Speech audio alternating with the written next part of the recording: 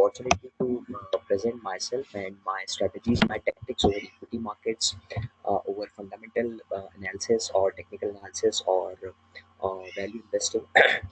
So here in my presentation, I'll be giving my selective approach over fundamental analysis and a few tactics over technical analysis, and also giving the few behavioral aspect of value investing.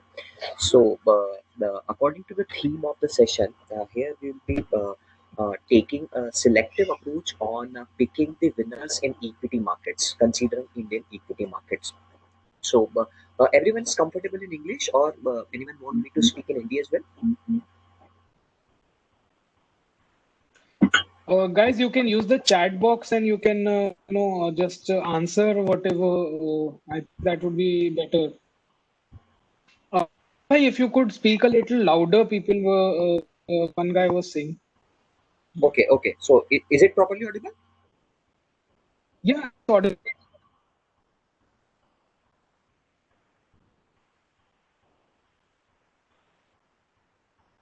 Okay, okay, okay. Could use a mix of English and Hindi. I think that would be better, and speak a little louder so we can start with. I think yeah. Okay, okay.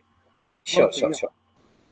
Okay so आज का हमारा जो session है उसमें हम बात करेंगे कि इंडियन इक्विटी मार्केट्स में जो विनिंग स्टॉक्स होते हैं, या फिर जिसे हम बोल सकते हैं कि जो मल्टी बैगर्स होते हैं या मल्टीप्लायर आइडियाज होते हैं, उनको लेकर हम छोटी सी बातचीत करेंगे। जहाँ पर आई बी कवरिंग फंडामेंटल आस्पेक्ट, मतलब फंडामेंटल एट्रीब्यूट्स क्या होते हैं किसी स्टॉक के, ऐसी कौन कौन सी क्वालिटीज़ होती हैं जो एक स्टॉक को मल्टीप्लायर बना सकती हैं, नियर फ्यूचर में आने वाले टाइम में स्टॉक परफॉर्म कर सकता है। ऐसे कौन कौन से टेक्निकल इंडिकेटर्स होते हैं जिसके बेसिस पर हम ये बात कंक्लूड कर सकते हैं कि स्टॉक आने वाले टाइम में परफॉर्म करेगा, या फिर कैसे हम उसके प्राइस एक्शन से, स्टॉक के प्राइस एक्शन से ये बात आइडेंटिफाई कर सकते हैं कि नियर फ्यूचर में स्टॉक हमें आउट परफॉर्मिंग रिटर्न्स देगा। और सबसे आखिरी में हम कवर करेंगे behavioural aspect of value investing, जहाँ पर हम ये बात देखेंगे कि बीइंग अ वैल्यू इन्वेस्टर आपको क्या क्या चीज़ें करनी चाहिए, या फिर कौन कौन सी ऐसी चीज़ें हैं जो आपको अवॉइड करनी चाहिए। सो यहाँ पर एक छोटा सा मैं आपको एक इसे हम बोल सकते हैं कि एक एब्रीविएट ये करूँगा कि यहाँ पर हम कॉम्प्रिहेंसिव कन्वर्सेशन नहीं करते हुए बहुत सिलेक्टिव अप्रोच रखेंगे। यहाँ पर हम फंडामेंटल एनालिसिस को इन डिटेल में ले जाने के बजाय थोड़ा-सा ब्रीफली उसके ऊपर बातचीत करेंगे, और टेक्निकल्स में भी कुछ 2 या 3 या 4 इंडिकेटर्स के ऊपर हम बात करेंगे। बहुत ज़्यादा इन डेप्थ हम इसको नहीं लेकर जाएँगे। तो हम स्टार्ट करते हैं सेशन। सेशन का जो थीम है हमारा, picking the winners with selective approach. इसमें सबसे पहले हम ये बात कंसिडर करेंगे कि जब भी हम विनर स्टॉक्स की बात करते हैं, तो विनिंग स्टॉक्स में हम कभी भी ये नहीं सोच सकते कि कोई ऐसा स्टॉक जो कि 2 महीने या 4 महीने या 6 महीने में आउट परफॉर्म कर रहा है। जब भी हम विनिंग द स्टॉक्स की बात करते हैं, या विनर्स की बात करते हैं, या मल्टी बैगर्स की बात करते हैं, या मल्टीप्लायर्स की बात करते हैं, तो हम ये कंसिडर करके चलते हैं कि it will out perform over the period of time, over 5 years or 10 years or even more than that. So my approach will be for long term only. If you are expecting me to deliver it for a short term or mid term, I'm not the right person, I suppose. So starting the session, I'll be reading it. You guys are comfortable in the mix of Hindi or English, right? आप हिंदी और English दोनों में comfortable हैं? You can use your chat box to answer. आप chat box में अपना answer कर सकते हैं।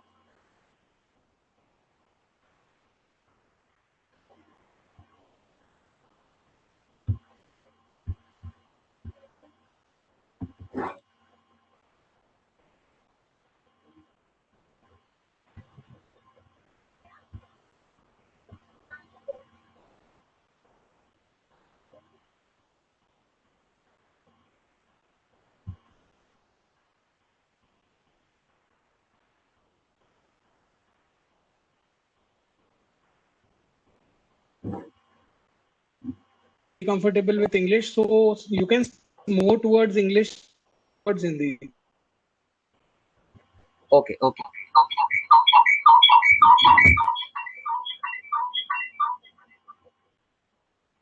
Arpit bhai, there's an echo coming from your side, I think. Yes, yes, yes. I have controlled it.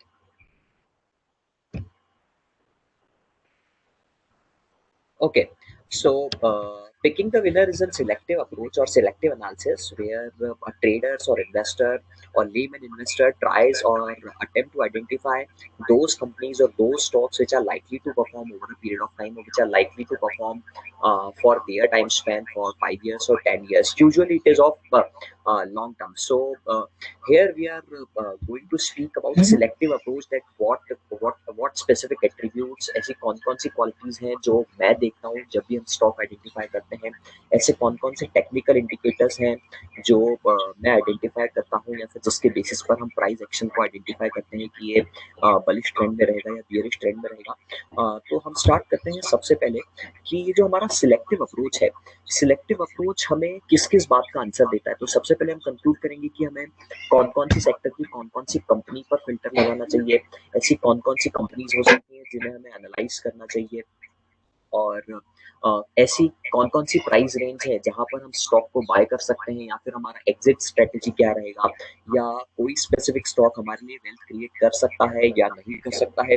इन सब बातों को लेकर हमारा सिलेक्टिव अप्रोच जो है वो काम करेगा। चलिए, सबसे पहले हम आते हैं कि हम कौन-कौन से एस्पेक्ट पर बातचीत करेंगे।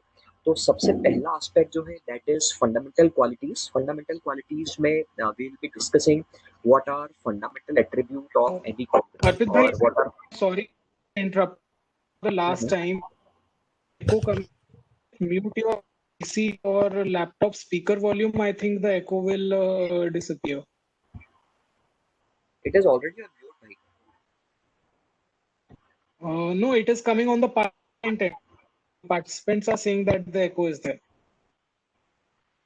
Let me do it once. Did you enjoy the tactic that you employed against Warner? And as one of private Warner, does it play on your mind a little bit when you know? Okay, is it fine? You know it's a player. You know it's a player. I think you from two places because just a Then second. you're not aware of what's happening because. There is still there's still an echo coming from your end. No, there's just a second. And you'll understand that. Okay, you've joined from two places. Second, I'll have to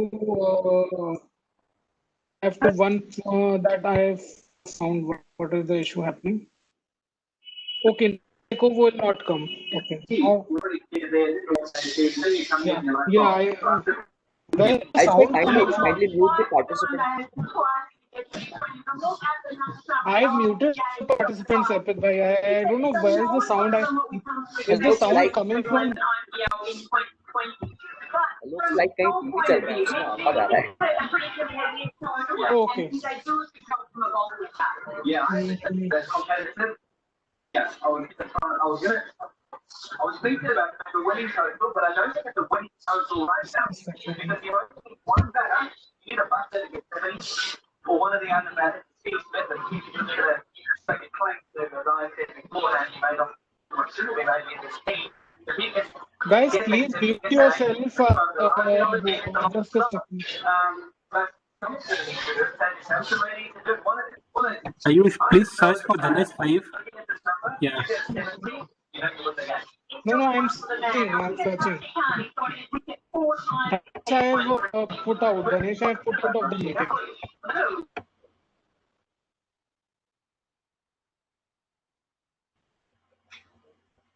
Okay. Sorry, I think yeah. Okay. So shall I proceed now? Yeah. Yes. This is happening for the first time. Yeah. Sorry. Okay, is it clearly audible now? Yeah. Oh, okay. The screen is visible? Yeah. Okay perfect. So हम बात करेंगे यहाँ पर selective approach को लेके।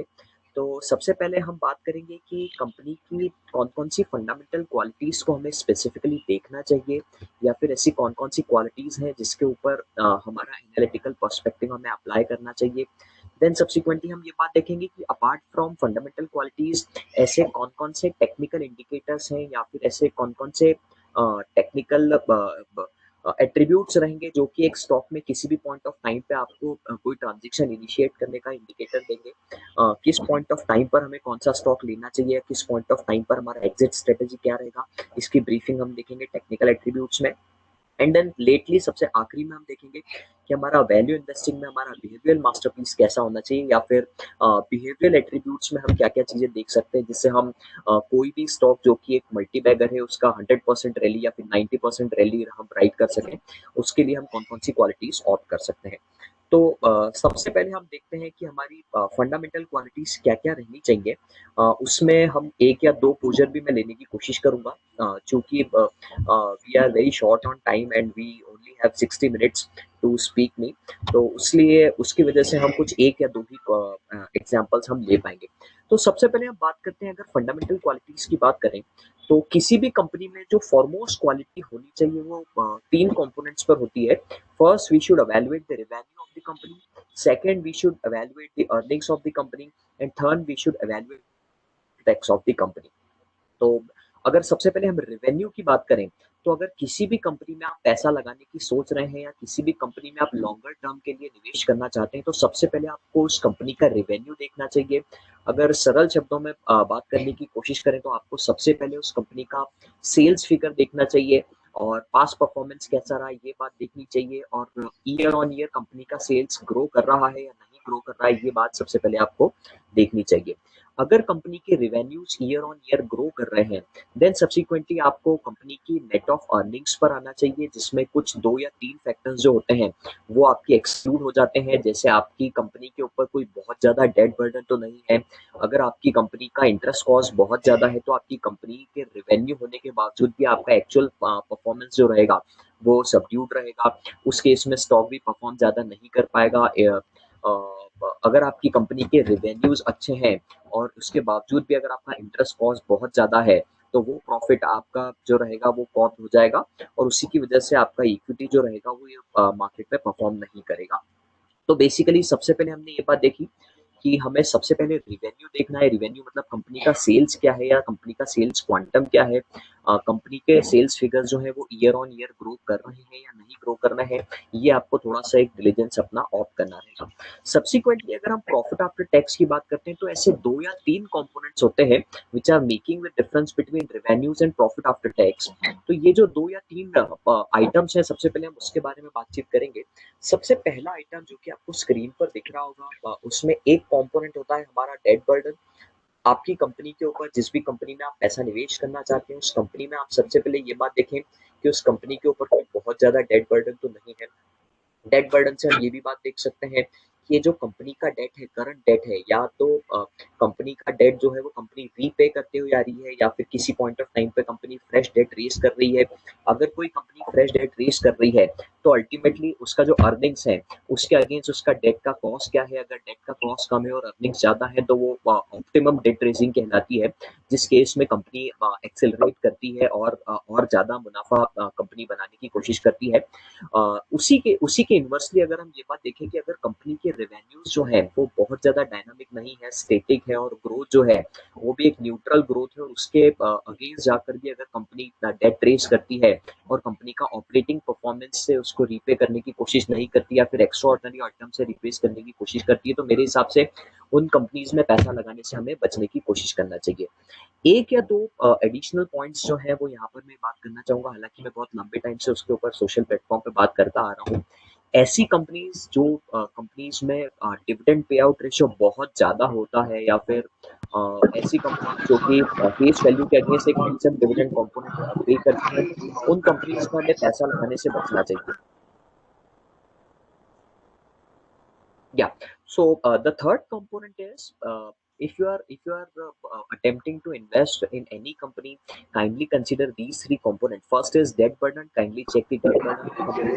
कहीं वो debt burden ज्यादा तो नहीं है। अगर वो debt burden बहुत ज्यादा है तो उस debt burden को कंपनी कम करने की कंपनी का प्लान क्या है, उसके ऊपर मैनेजमेंट का अप्रोच क्या है, किस तरीके से मैनेजमेंट उस debt burden को कम करने की कोशिश कर रहा है। सब्सिक्वेंटली कंपनी का डिविडेंड पे आउट जो है वो क्या कंपनी की एक्चुअल जो ग्रोथ है उस एक्चुअल ग्रोथ से ज्यादा है या फिर कंपनी के जो एक्चुअल प्रॉफिट आफ्टर टैक्स बन रहा है उसमें से डिविडेंड कंपोनेंट जो है वो दे रही है, या फिर डिविडेंड कंपोनेंट राइट मिक्स आ रहा है इधर फ्रॉम ऑपरेटिंग प्रॉफिट और फ्रॉम रिजर्व। तो ये एक छोटी सी कंसिडरेशन है जो आपको देखनी चाहिए।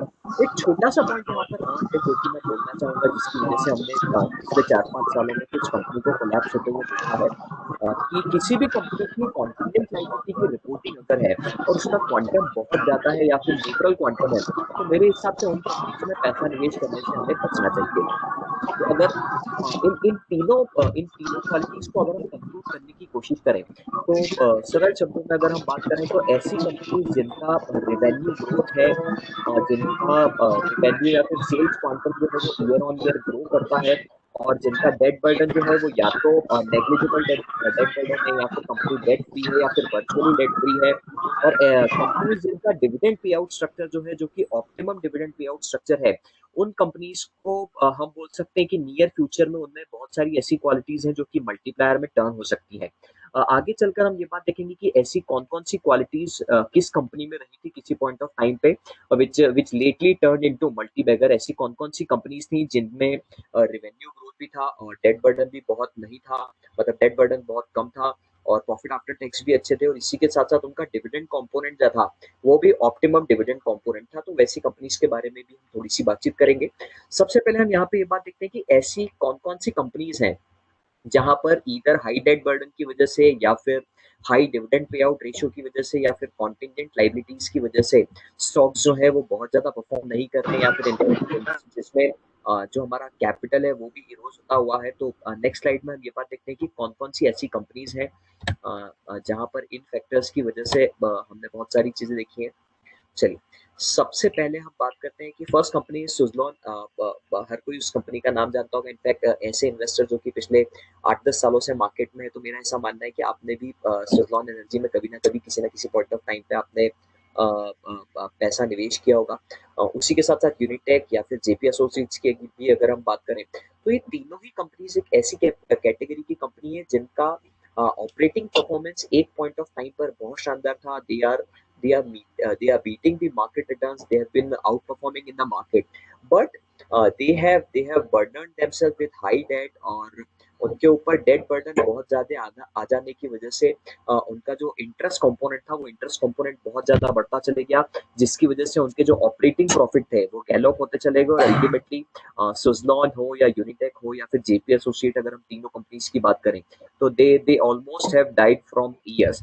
तो सबसे पहली जो कंसिडरेशन है वो ये है कि इवन इफ आपकी कंपनी का रेवेन्यू स्ट्रांग है, या फिर आपकी कंपनी के पास में ईयर ऑन ईयर ग्रोथ भी है, रेवेन्यूज स्ट्रांग है, पर फिर भी अगर आपकी कंपनी का डेट बर्डन बहुत ज्यादा है, या फिर आपकी कंपनी का इंटरेस्ट कॉस्ट बहुत ज्यादा है, तो उन कंपनीज से हमें निवेश करने से बचना चाहिए। ऐसी कंपनीज जहां पर इंटरेस्ट कॉस्ट बहुत ज्यादा है या डेट बर्डन बहुत ज्यादा है, उन कंपनीज में हमें पैसा निवेश करने से बचने की कोशिश करना चाहिए। सेकेंड कॉन्सिडरेशन जिसके बारे में हमने बात करी, that is dividend pay out ratio. तो एक सिंपल सा कोरिलेशन होता है कि कंपनी का जितना भी प्रॉफिट है, उस प्रॉफिट में से अगर कंपनी डिविडेंड पे आउट करती है, तो जितना भी कंपनी डिविडेंड पे आउट कर रही है उतना साइमल्टेनियसली जो कंपनी का स्टॉक प्राइस है वो करेक्ट हो जाता है। रीजन बीइंग, जो भी आपकी कंपनी की स्टॉक प्राइस होती है उसमें डिविडेंड कंपोनेंट जो होता है वो मिला हुआ होता है, और जैसे ही कंपनी डिविडेंड डिक्लेयर करती है तो वो जो डिविडेंड होता है वो अल्टीमेटली पे हो जाता है, और मार्केट में स्टॉक प्राइस जो होती है वो अकॉर्डिंगली बिहेव करती है, और डिविडेंड पे आउट के टाइम पर जो कंपनी का स्टॉक होता है वो सिमिलरली उतना ही प्रोपोर्शन में कम हो जाता है। तो इससे हम ये बात कंक्लूड कर सकते हैं कि ऐसी कंपनीज, जिन कंपनीज में डिविडेंड पे आउट रेशियो या तो ऑप्टिमम रहेगा, या फिर जिसे हम बोल सकते हैं कि retention ratio, profit retention ratio जिन कंपनीज का ज्यादा रहता है या फिर हायर साइड में रहता है, वो कंपनीज जो होती हैं वो कैपिटल एप्रिसिएशन पर्सपेक्टिव से बहुत अच्छी होती हैं, और वो बहुत कम समय में भी बहुत अच्छा आपको कैपिटल मार्केट में रिटर्न्स दे सकती हैं। तीसरी कंसिडरेशन जिसके बारे में हमने बात करी थी, तीसरी कंसिडरेशन में हमने ये बात देखी कि अगर आपकी कंपनी कोई भी कॉन्टिजेंट लायबिलिटी रिपोर्ट करती है, या फिर उस कंपनी में कोई कॉन्टिजेंट लायबिलिटी है, या फिर कोई लिटिगेशन पेंडिंग है किसी कोर्ट में जिसके बेसिस पर आपके ऊपर कोई लायबिलिटी आ सकती है, जो कंपनी बैलेंस शीट में रिपोर्ट कर रही है, पर उसके ऊपर नोट्स टू अकाउंट्स में कंपनी ये बात बोलना चाह रही है कि ये जो लायबिलिटी है सिर्फ अकाउंटिंग प्रैक्टिस की वजह से हम ये लायबिलिटी दिखा रहे हैं। तो मेरे हिसाब से इन कंपनीज में पैसा लगाने से बचना चाहिए। रिसेंट टाइम में अगर हम पिछले 4-5 सालों की बात करें तो हमने ऐसे 4-5 केसेस देखे हैं जहाँ पर कंपनी का स्टॉक प्राइस बहुत ज़्यादा डेट्रॉइट होता चला गया है। अगर हम कोटेड एग्जांपल्स की बात करें तो आर पावर में हमने एक ऐसा इंसिडेंस देखा, देन सब्सिक्वेंटली अगर आपको ध्यान हो तो Orient paper was star performer of that time. अगर हम बात करें 2013-14 से लेके 2016 तक के स्टॉक्स की तो Orient paper was multiplied by 4 and 2017 onwards जहां पर कंपनी के ऊपर एक कॉन्टिजेंट लायबिलिटी एब्सोल्यूट टर्म्स में आ गई थी, उस पॉइंट ऑफ टाइम अगर हम अभी तक बात देखें तो stock has already been corrected to 80 to 90%। So that is major consideration. अगर हम पहली फंडामेंटल क्वालिटी की बात करें तो सबसे पहले अगर हम इसे कंक्लूड करने की कोशिश करें तो सबसे पहले आपको इवेल्युएट करना है कि कंपनी के रेवेन्यूज क्या है। उसमें ये बात इंश्योर करना है कि कंपनी के रेवेन्यूज में ग्रोथ है या नहीं है, कंपनी के ऊपर कोई हाई डेट बर्डन तो नहीं है, कंपनी का डिविडेंड पे आउट रेशियो जो है वो ऑप्टिमम है या फिर बहुत ज्यादा तो नहीं है। इसी के साथ साथ कंपनी कोई कॉन्टिजेंट लायबिलिटी कैरी तो नहीं कर रही है या फिर कंपनी की बैलेंस शीट में कोई कॉन्टिजेंट लायबिलिटी रिपोर्टेड तो नहीं है। तो ये स्पेसिफिक क्वालिटी अगर किसी कंपनी में है तो फर्दर हम सब्सिक्वेंट फिल्टर्स पे जाएंगे, जो फिल्टर्स के बेसिस पर हम ये बात देखेंगे कि ऐसी कौन कौन सी कंपनी है जो मल्टी बैगर टर्न होने की सारी क्वालिटीज रखती है। Moving to next slide, the second component is growth and market share. Ayush bhai, is it properly audible? Yeah, to be honest, Arpit bhai, I am very disappointed today because I think a few people joined just to disturb the meeting because we had two people who were moderating the meeting, but still now I've locked the meeting and whoever are there, we'll just be doing the meeting with these people. Now no new people will be joining this meeting, and whoever is now creating a disturbance, I'm just moving them to the lobby. I'm very disappointed there. Matlab, we are not charging people. We are going through so much of trouble to organize these meetings, making presentations. उसके बाद ऐसा होता है यार, मतलब सही नहीं है. चलो, you continue. Yes. Okay. So the second quality which I am going to discuss is growth and market share. सबसे पहला जो हमने कंसिडरेशन दिया था दैट वाज रेवेन्यू, कि कंपनी का सेल्स है या कंपनी का सेल्स ग्रो कर रहा है या नहीं ग्रो कर रहा है, उसके बारे में हमने सबसे पहले बातचीत करी थी। सेकंड थिंग इज कि हमें उसी के साथ साथ ये बात भी देखना है कि इवन इफ कंपनी का रेवेन्यू बढ़ रहा है या इवन इफ कंपनी की सेल्स बढ़ रही है, पर अगर इंडस्ट्री में एक्सपोनेंशियल ग्रोथ है और उसके अगेंस्ट कंपनी जो है वो स्लोअर रेट से अगर ग्रो कर रही है तो ऐसी कंपनी में पैसा लगाने से हमें बचना चाहिए। इसे अगर हम सरल शब्दों में समझने की कोशिश करें तो हम ऐसा भी कंक्लूड कर सकते हैं कि ऐसी कंपनीज जहां पर इंडस्ट्री का ग्रोथ रेट ज्यादा है और कंपनी का ग्रोथ रेट कम है, उन कंपनीज में हमें पैसा लगाने से बचना चाहिए। उसी के अगेंस्ट ऐसी कंपनीज जहां पर इंडस्ट्री का ग्रोथ रेट कंपनी की ग्रोथ रेट से कम है, उन कंपनीज में हमें अनडाउटेडली हमारे एनालिटिकल पर्सपेक्टिव एनालिटिकल फिल्टर में हमें इंक्लूड करना चाहिए और उन्हें फर्दर एनालाइज करना चाहिए कि क्या हम इन कंपनीज में पैसा लगा सकते हैं। तो जो रेवेन्यू वाली कॉन्सिडरेशन थी उसके अगेंस्ट एक छोटा सा कोरोलरी हम यहाँ पर देख रहे हैं कि इवन इफ कंपनी का रेवेन्यू ग्रो कर रहा है, इवन कंपनी का सेल्स डाटा जो है वो भी ग्रो कर रहा है, पर अगर इंडस्ट्री जिस इंडस्ट्री की वो कंपनी अगर वो इंडस्ट्री एक्सपोनेंशियली ग्रो कर रही है या फिर कंपनी का ग्रोथ रेट जो है वो इंडस्ट्री का ग्रोथ रेट से कम है, तो इन कंपनीज में हमें पैसा लगाने से बचना चाहिए। सिंपलर टर्म्स में अगर हम बात करें तो उससे हम ऐसा बोल सकते हैं कि अगर कंपनी का एग्जिस्टिंग मार्केट शेयर जो है वो अगर ग्रो कर रहा है तो उन कंपनीज में हमें पैसा लगाना चाहिए। अगर कंपनी का एग्जिस्टिंग मार्केट शेयर अगर ग्रो नहीं कर रहा है तो ऐसी कंपनीज में हमें पैसा लगाने से बचना चाहिए। ये वैल्यू ट्रैप्स पॉसिबल हो सकती हैं। अभी हम सब्सिक्वेंटली देखेंगे कि ऐसी कौन कौन सी कंपनीज हैं जहां पर मार्केट शेयर ग्रो करता चला गया और कंपनी की इक्विटी जो थी वो ग्रो करती चली गई। और इसी के साथ साथ हम कुछ ऐसे स्टॉक्स की भी बात करेंगे कि जहां पर कंपनी का रेवेन्यू जो था वो तो ग्रो कर रहा था पर इंडस्ट्री के अगेंस्ट वो बहुत ज्यादा ग्रो नहीं कर रहा था, जिसकी वजह से हमें ये बात देखने को मिलती है कि वो कुछ समय से बहुत ज्यादा अच्छा परफॉर्म नहीं कर रहे हैं। तो जो सेकंड क्वालिटी हम डिस्कस कर रहे हैं that is growth, that is market share. If the market share of company has been growing either parallelly or been exponentially to the growth of industry, then the company is ready to make investment. Then we should be ready to make investment in that company. and if the market share of company has not been growing and industry has been growing aggregatively, so we should avoid such companies. We should avoid those companies or those stocks which are not growing or which are been growing slower than the industry growth.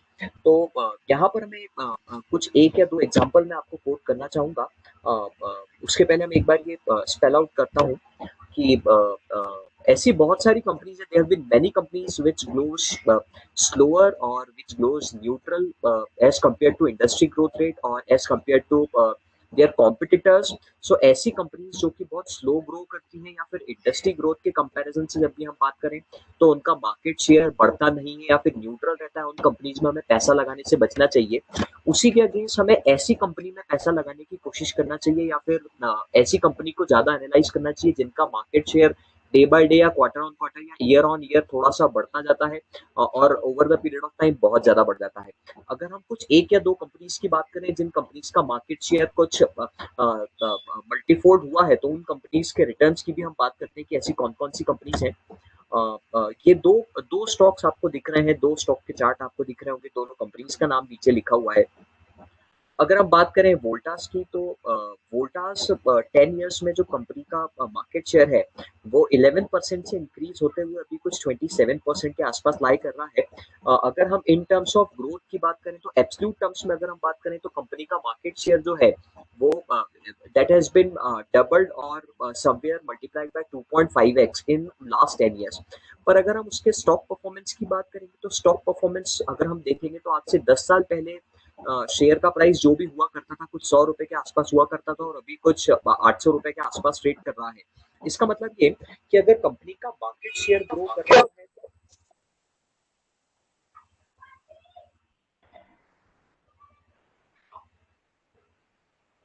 चला resume Arpit bhai, you continue. I'm expelling the people who are causing a disturbance. आप continue करो।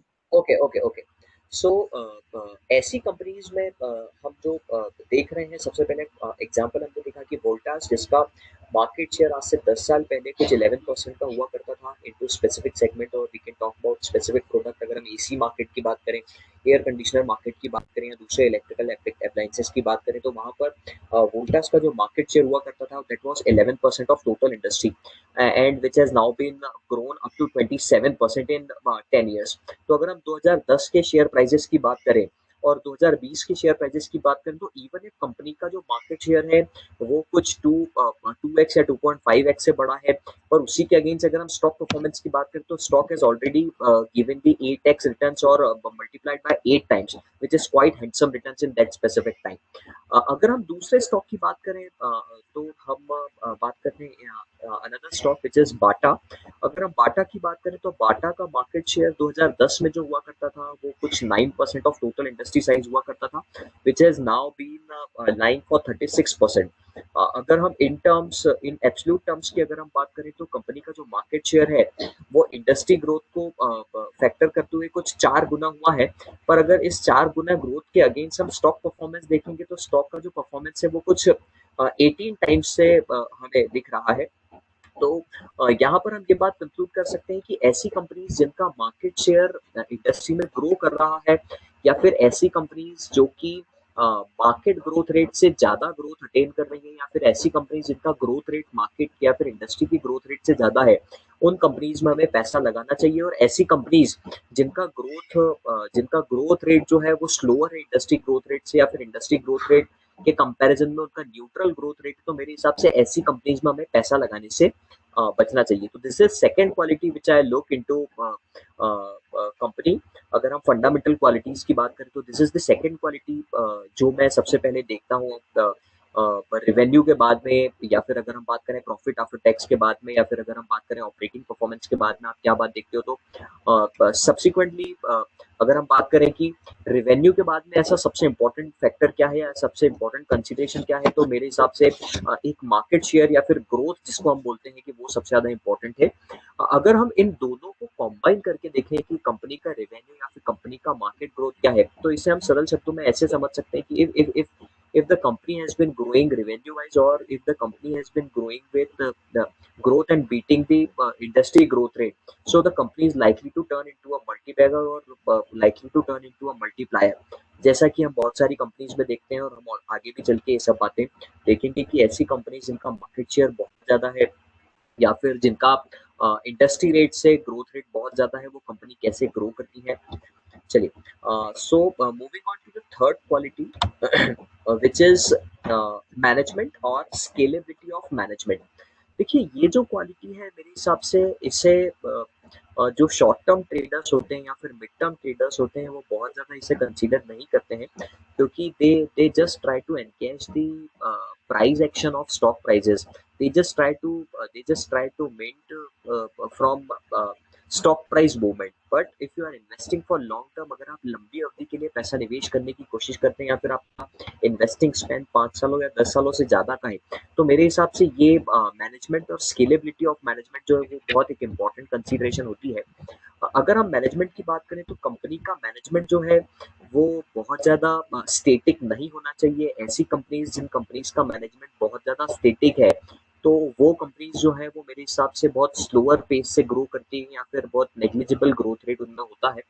और ऐसी companies जिनका management जो होता है, जो बिजनेस को लेके बहुत ज़्यादा एग्रेसिव होता है, या फिर अगर हम बात करें कि जिनका एक्सपोजर रिस्क जो होता है वो थोड़ा सा हायर साइड पर होता है, तो मेरे हिसाब से उन कंपनीज के ग्रो करने के चांसेस जो होते हैं वो बहुत ज़्यादा होते हैं। अगर हम बात करें कि मैनेजमेंट में हम ऐसी कौन-कौन सी क्वालिटीज़ देख सकते हैं जहाँ पर हमें इस बात का पता चले कि कंपनी का मैनेजमेंट जो है वो बहुत ज़्यादा स्टैटिक है या बहुत ज़्यादा डायनामिक है, तो वो हम ऐसे देख सकते हैं कि कंपनी अगर मार्केट में कुछ चेंज आता है तो उसके ऊपर कैसे रिस्पॉन्ड करती है, एग्रेसिवली रिस्पॉन्ड करती है या नहीं करती है, कंपनी का टेक किसी भी मार्केट आउटकम पे क्या होता है या फिर किसी गवर्नमेंट पॉलिसी पर कंपनी का होता है। अगर इंडस्ट्री में कोई चेंज आता है या फिर कोई स्टेट्यूटरी चेंज आता है या फिर कोई कंप्लायंस बेस्ड चेंज आता है, तो उसके ऊपर कंपनी कैसे बिहेव करती है या फिर कंपनी का मैनेजमेंट जो होता है वो क्या उसके लिए कंसिडरेशन रखता है। इस बात से हम ये बात असेस कर सकते हैं कि कंपनी का मैनेजमेंट बेसिकली क्या चाहता है। सब्सिक्वेंटली अगर आप इसी में सेकंड कंपोनेंट की बात करें तो एक बहुत बड़ा ट्रिगर जिसको हम बोल सकते हैं दैट इज स्केलेबिलिटी, कि अगर कंपनी का मैनेजमेंट के पास में वो विजन है कि हमें इस बिजनेस को बाय 20x और 50x और 100x और इवन मोर देन दैट अगर हमें इसे एस्केलेट करना है, तो मेरे हिसाब से एक वो बहुत इंपॉर्टेंट फैक्टर है। अगर किसी कंपनी के मैनेजमेंट के पास में इतना विजन नहीं है, जो ये बात देख नहीं पाता है कि इस बिजनेस को हमें 10x या 20x या 50x या 100x तक ग्रो करना है, तो मेरे हिसाब से उन कंपनीज में आपको पैसा लगाने से बचना चाहिए। अगर हम मैनेजमेंट या स्केलेबिलिटी के ऊपर एग्जांपल लेने की कोशिश करें, तो एक बहुत अच्छा एग्जांपल मुझे आता है कि कुछ 20 सालों में अगर हम देखें तो डीमार्ट का अगर हम पहले स्टोर की बात करें तो मेरे हिसाब से कुछ 20 सालों का समय उसे हुआ है कि डीमार्ट का फर्स्ट स्टोर जो था मेरे हिसाब से वो मुंबई के हीरानंदानी एरिया में, that was the first store. And then subsequently, company worked upon that single store for 5 years. Then company planned 4 other stores in Mumbai itself, and then company launches other stores in Maharashtra. And then company now planned for expansion with organic expansion mode or in inorganic expansion mode. तो मेरे हिसाब से अगर company के management के पास में वो vision है कि इस बिजनेस को हमें बहुत ज़्यादा स्केल अप करना है, तो मेरे हिसाब से उन कंपनीज में हमें पैसा लगाने की कोशिश करनी चाहिए जहाँ का मैनेजमेंट जो है वो डायनामिक है, या फिर कंपनी का जो मैनेजमेंट है वो उसकी स्केलेबिलिटी जो है वो स्केलेबिलिटी को लेकर बात करता है, या फिर स्केलेबिलिटी कंसिडर करके अपने बिजनेस प्रोस्पेक्ट दिखाता है, या फिर कंपनी की बिजनेस ऑपरेशंस की वो बात करता है। और हमें ऐसी कंपनी से बचना चाहिए या फिर ऐसे मैनेजमेंट वाली कंपनी से बचना चाहिए जो सिर्फ वैल्यूएशन के रिस्पेक्ट में बात करती हैं या फिर स्टॉक प्राइसेस के रिस्पेक्ट में बात करती हैं, क्योंकि ऐसे ऐसे मैनेजमेंट में हमने पास्ट में भी ऐसे बहुत सारे मैनेजमेंट देखे हैं जो सिर्फ वैल्यूएशंस की बात करते हैं या फिर सिर्फ स्टॉक प्राइसेस की बात करते हैं, और उनका एक्चुअल स्टॉक परफॉर्मेंस जो होता है वो डे बाय डे डिट्रॉइट होता जाता है। तो मेरे हिसाब से दीज आर द 3 फैक्टर्स जहाँ पर हमें ये बात देखना है कि आप अपने जहाँ पर आप पैसा लगाने की कोशिश कर रहे हैं वहाँ पर अगर उस कंपनी के रेवेन्यूज में ग्रोथ है, अगर उस कंपनी का मार्केट शेयर ग्रो कर रहा है, और अगर उस कंपनी का मैनेजमेंट जो है वो बहुत ज़्यादा डायनामिक है, या फिर कंपनी के दिमाग में स्केलेबिलिटी ऑप्शन ऑलरेडी अवेलेबल है या फिर स्केलेबिलिटी की प्लानिंग है, तो मेरे हिसाब से ऐसी कंपनीज को आपको आइडेंटिफाई करने की कोशिश करनी चाहिए, जिन कंपनीज में आप ये 3 फैक्टर देख के आप पैसा निवेश कर सकते हैं। So that is from my side on fundamental qualities. Now subsequently moving for technical attributes, जहाँ पर हम बात करेंगे कि ऐसी कौन-कौन सी टेक्निकल क्वालिटीज़ होनी चाहिए या फिर टेक्निकल एट्रीब्यूट्स होने चाहिए, जहाँ पर हम स्टॉक को परचेज़ कर सकते हैं या फिर कहाँ पर हमें स्टॉक को बेचना चाहिए। तो उसके लिए मैं आपको कुछ थंब रूल्स देने की कोशिश करूँगा। अ, तो अगर हम कुछ टेक्निकल एट्रीब्यूट्स की बात करें तो सबसे पहले हम बात करेंगे एक इंडिकेटर जहाँ पर मूविंग एवरेजेस की हम बात करेंगे। सेकेंडली हम बात करेंगे एमएसीडी डाइवर्जेंस की, which is moving averages convergence divergence. And then subsequently हम बात करेंगे पैराबोलिक्स की कि पैराबोलिक्स हमें क्या बात दिखाते हैं। एंड देन लेटली हम बात करेंगे आरएसआई की, रिलेटिव स्ट्रेंथ इंडेक्स। इसके ऊपर हम छोटी-छोटी सी कंसीडरेशन लेंगे। Then I will quote some example कि ये कैसे वर्क करता है और कैसे इक्विटी मार्केट में इस पॉइंट ऑफ टाइम पे ये हमें कौन-कौन से स्टॉक अच्छे लग रहे हैं जहाँ पर ये काम कर सकता है। तो सबसे पहले अगर हम बात करें तो you you can read from screen.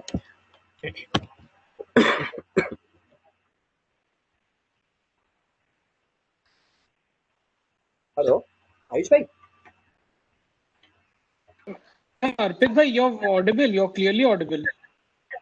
Okay, so आप हाँ, I'm giving स्क्रीन भी just दिख रही 1 है. minute. Okay, so I'm giving 1 minute to the audience to read out the screen. Guys, when you've read the entire screen, just put yes, yes, yes on the chat box, and when we see sufficient yes, we'll move to the next slide.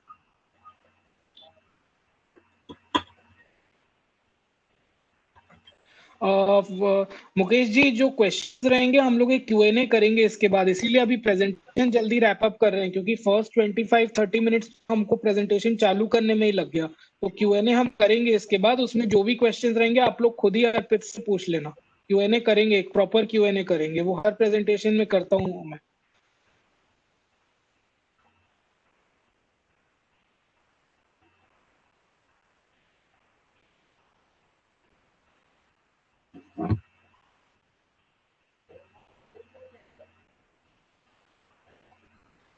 I think we can proceed, अर्पित भाई। Okay. तो अगर हम rule number 1 की बात करें, which is my rule for taking position in stock either for short term और long term. तो अगर हम बात करें कि मेरे मैकेनिज्म के अकॉर्डिंगली क्या होना चाहिए, so I don't buy any stock which has been trading below 200 days moving average. अगर कोई भी स्टॉक जो अपने 200 दिन के मूविंग एवरेज के बिलो ट्रेड कर रहा है तो मेरे हिसाब से उस स्टॉक में हमें पोजीशन लेने से या बाइंग करने से बचना चाहिए। तो यहाँ पर आपको एक 2 स्पेसिफिक पैटर्न्स या फिर जिसको हम बोल सकते हैं कि एक इंडिकेटिंग पैटर्न्स आपको आपने रीड आउट करे होंगे, उसके बारे में हम छोटी सी बात कर लेते हैं। First one is golden crossover, जिसे गोल्डन क्रॉस भी बोला जाता है। अगर हम गोल्डन क्रॉस की बात करें तो ये एक ऐसा पैटर्न है जहाँ पर आपका 20 डेज मूविंग एवरेज या फिर 50 डेज मूविंग एवरेज जो होता है और 200 डेज मूविंग एवरेज जो होता है, इन दोनों मूविंग एवरेजेस को बाइसेक्ट करके अगर स्टॉक प्राइस अपर लेवल्स या फिर प्राइस एक्शन शो करता है या फिर एक बलिश सिग्नल हमें देता है, तो मेरे हिसाब से that should be the point of buying any stock for mid term to long term. अगर हम बात करें कि ये कैसे वर्क करता है तो उसके लिए एक छोटा सा मैं आपको ब्रीफ अप देना चाहूँगा कि कोई स्टॉक जो कि अपने 50 डेज मूविंग एवरेज पे ट्रेड कर रहा है या फिर 200 डेज मूविंग एवरेज पे ट्रेड कर रहा है, तो आपको सिर्फ ये बात आइडेंटिफाई करना है कि किसी भी स्टॉक का 50 डेज मूविंग एवरेज और 200 डेज मूविंग एवरेज किसी भी एक पॉइंट ऑफ टाइम पर अगर वो आके मिल रहे हैं और स्टॉक जो है जो कि अभी तक उन दोनों एवरेजेस लेवल के नीचे ट्रेड कर रहा था या फिर हम बोल सकते हैं कि उस प्राइस लेवल के नीचे या फिर बिलो ट्रेड कर रहा था, and now the price has been showing some strength and giving breakouts, तो उस पॉइंट ऑफ टाइम पे आपको स्टॉक में परचेज करने का या फिर बाइंग करने का, इधर you have been a short term investor और मिड टर्म इन्वेस्टर और लॉन्ग टर्म इन्वेस्टर, आपको उस पॉइंट ऑफ टाइम पर किसी भी स्टॉक में बाइंग करनी चाहिए। तो अगर सरल शब्दों में इसे कंक्लूड करने की कोशिश करें तो जब भी कोई स्टॉक अपनी 50 डेज मूविंग एवरेज और 200 डेज मूविंग एवरेज को बिलो से बाइसेक्ट करके अगर ऊपर प्राइस एक्शन पर आता है या फिर ऊपर के लेवल्स पर वो ट्रेड करता है, तो मेरे हिसाब से जिस भी पॉइंट ऑफ टाइम पर वो 50 डेज मूविंग एवरेज और 200 डेज मूविंग एवरेज को क्रॉस करके ऊपर आया है, उस पॉइंट ऑफ टाइम पे आप उस कंपनी को रख सकते हैं।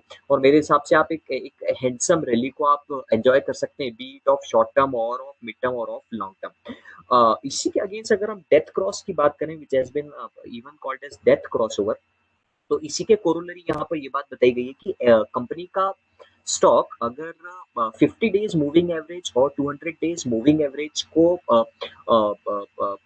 ऊपर की साइड से बाइसेक्ट करके अगर उनके नीचे ट्रेड करता है, तो मेरे हिसाब से उस पॉइंट ऑफ टाइम पे हमें स्टॉक बुक कर देना चाहिए। तो अगर आप एक पोजिशनल इन्वेस्टर है जहां पर आपका इन्वेस्टिंग स्पैन कुछ 6 महीने या 1 साल या 2 साल या इनफैक्ट 3-4 साल के आसपास का रहता है, तो मेरे हिसाब से ये जो एक स्ट्रेटेजी आपके लिए बहुत बेनिफिशियल सिद्ध हो सकती है या फिर आपको एक्यूरेसी दे सकती है, which is near to 90%। And that has been back tested strategy कि अगर आप किसी भी स्टॉक में अगर आपको खरीदारी करनी है या फिर आपको पैसा निवेश करना है, तो आप तभी निवेश करने की कोशिश करें जब कंपनी का 50 डेज मूविंग एवरेज और 200 डेज मूविंग एवरेज के ऊपर स्टॉक ट्रेड करना चालू करता है, उसी पॉइंट ऑफ टाइम पे आप इसे खरीदने की कोशिश करें। और अगर हम बात करें कि आप किसी भी स्टॉक में आप प्रॉफिट बुक कब करना चाहते हैं, आपकी एग्जिट स्ट्रेटेजी क्या होना चाहिए, तो मेरे हिसाब से आपका एग्जिट स्ट्रेटेजी भी इसी के अकॉर्डिंग भी होना चाहिए कि अगर कोई भी स्टॉक अपने 50 डेज मूविंग एवरेज और 200 डेज मूविंग एवरेज को बाइसेक्ट करके अगर नीचे की तरफ आता है, तो मेरे हिसाब से जिस भी पॉइंट ऑफ टाइम पे वो इसको क्रॉस करके इन प्राइस लेवल के बिलो ट्रेड कर रहा है, उस पॉइंट ऑफ टाइम पर आपको इसमें अपने प्रॉफिट्स बुक कर लेने चाहिए। तो ये जो दो स्ट्रेटेजीज हैं, इन दो स्ट्रेटेजीज के हम एक या दो एग्जांपल भी मैं आपको कोट करूंगा, आप चाहेंगे तो उसको वेरीफाई भी कर सकते हैं कि ऐसे कौन कौन से स्टॉक हैं जिन जिन स्टॉक में अगर हम पिछले पिछले 15 सालों की अगर बात करें या पिछले 10 सालों की अगर हम बात करें या पिछले 5 सालों की बात करें, तो किन किन स्टॉक में ये बहुत एविडेंट हुआ है और स्टॉक ने कैसा परफॉर्म करा है। तो अगर हम इस स्ट्रेटेजी की बात करें, तो इस स्ट्रेटेजी के बेसिस पर एक या दो स्टॉक में कोट करना चाहूंगा। First one is I want to quote Tata consultancy services. अगर हम पिछले 15 सालों की बात करें, तो 2005 वाज द ईयर जिस पॉइंट ऑफ टाइम पर टीसीएस में एक ये पैटर्न बना था, गोल्डन क्रॉसओवर पैटर्न बना था। तो उस पॉइंट ऑफ टाइम पे आप इस स्टॉक को ले सकते थे। एंड 2009 जब जब पूरे विश्व में एक ग्लोबल रिसेशन आया था, उस पॉइंट ऑफ टाइम पे इस स्टॉक में ये डेथ क्रॉसओवर बना था। तो अगर हम बात करें कि अगर रिसेशन के पॉइंट ऑफ टाइम पे भी अगर आप इसे बुक करते, तो from 2005 to 2009 you would have minted 5x of your investment. उसी के अगेंस्ट अगर हम बात करें, तो 2010 में वापस इसमें गोल्डन क्रॉसओवर बना। और अगर पिछले 10 सालों की हम बात करें, तो 2016 में एक ऐसा फेज आया था जहां पर 200 डेज मूविंग एवरेज की अगर हम बात करें, तो उसके बिलो स्टॉक ट्रेड करा था। एल्स पिछले 10 सालों में सिर्फ एक ही पॉइंट ऑफ टाइम पे ऐसा एविडेंट हुआ है कि टाटा कंसल्टेंसी सर्विसेज ने 200 डेज मूविंग एवरेज के बिलो ट्रेड करा है। अगर हम इसे प्लॉट करने की कोशिश करें या फिर अगर हम इसे वीकली चार्ट या मंथली चार्ट पर हम प्लॉट करने की कोशिश करेंगे, तो हम बहुत आसानी से देख पाएंगे कि 2005 में अगर हमने पैसा निवेश किया होता इस स्ट्रेटेजी के बेसिस पर, तो 2020 में वो कितना पैसा हो गया होता। अगर हम बात करें कि अगर डेथ क्रॉसओवर की वजह से अगर हमें एग्जिट स्ट्रेटेजी हमारी ऑप्ट करनी होती, तो एक बार हम ऑलरेडी मिंट कर चुके होते, तो 2005 से लेके 2009 के बीच में, एंड देन सब्सिक्वेंटली 2010 से लेके 2020 के बीच में भी हम पैसा बना रहे होते। So this should be the rule number one from my side to the technical attribute of any company or any stock, जहां पर हमें ये कोशिश करनी चाहिए कि अगर कोई भी कंपनी अपने 200 डेज मूविंग एवरेज के नीचे ट्रेड कर रही है, तो मेरे हिसाब से उस कंपनी में आप निवेश करने से बचें, उस कंपनी में आप पैसा लगाने से बचें। उस कंपनी को आप ट्रैक करते रहें, ऐसे पॉइंट ऑफ टाइम पे आप पैसा लगाने की कोशिश करें जिस पॉइंट ऑफ टाइम पे company 50 days moving average and 200 days moving average को क्रॉस करके उसके ऊपर ट्रेड करने लगती है। अगर हम सेकेंड एट्रीब्यूट की बात करें, तो it has been based on MSCD divergence.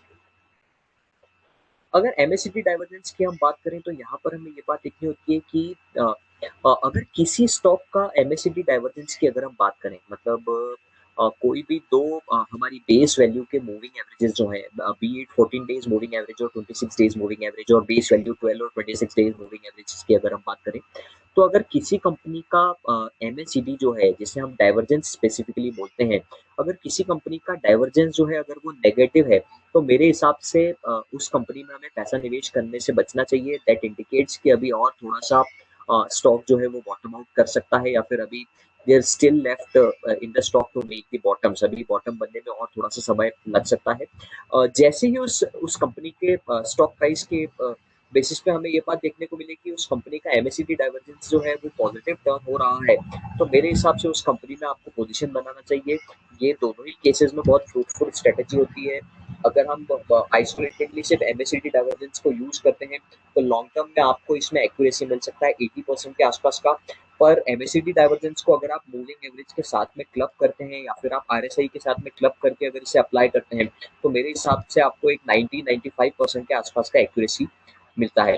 अगर हम हमारे रूल की बात करें कि एमएसीडी डाइवर्जेंस हमें क्या बात बोलता है, तो बहुत सरल शब्दों में हम इसे ऐसा कंक्लूड कर सकते हैं कि if the stock has been trading with positive divergence then we should make position into that stock, and if the stock has been into negative divergence which is being called as bearish zone, so we should avoid buying stock in that specific zone. तो अगर stock positive divergence के साथ में trade करना चालू कर रहा है तो मेरे हिसाब से उस पॉइंट ऑफ टाइम पर जहां पर ये नेगेटिव टू पॉजिटिव टर्न हो रहा है, इसकी वैल्यू जो है वो पॉजिटिवली टर्न हो रही है, तो मेरे हिसाब से उस पॉइंट ऑफ टाइम पर आपको इस स्टॉक में पैसा निवेश करना चाहिए।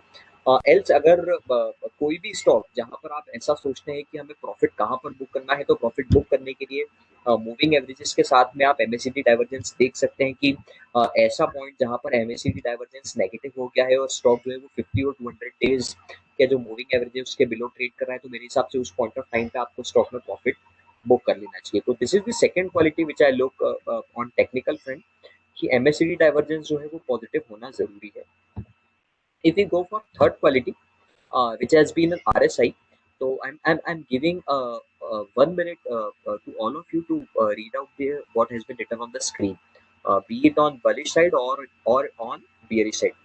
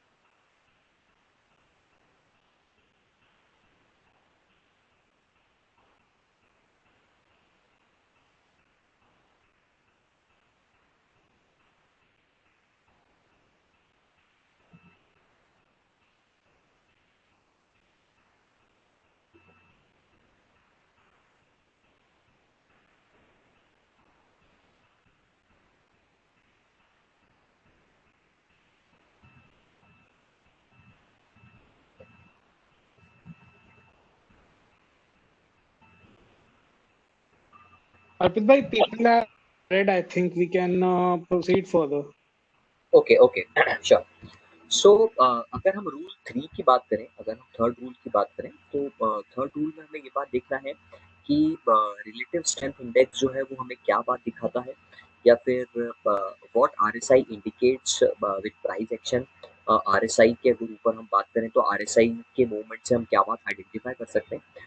So if the RSI of stock has been trading somewhere near to in range of 0 to 30, सो उस रेंज की अगर हम बात करें तो वहां पर हम ये बात कंक्लूड करते हैं कि स्टॉक हैज बीन ओवरसोल्ड, मतलब स्टॉक जो है वो बहुत ज्यादा बेचा जा चुका है एंड किसी भी पॉइंट ऑफ टाइम पर हमें एक बाउंस देखने को मिल सकता है।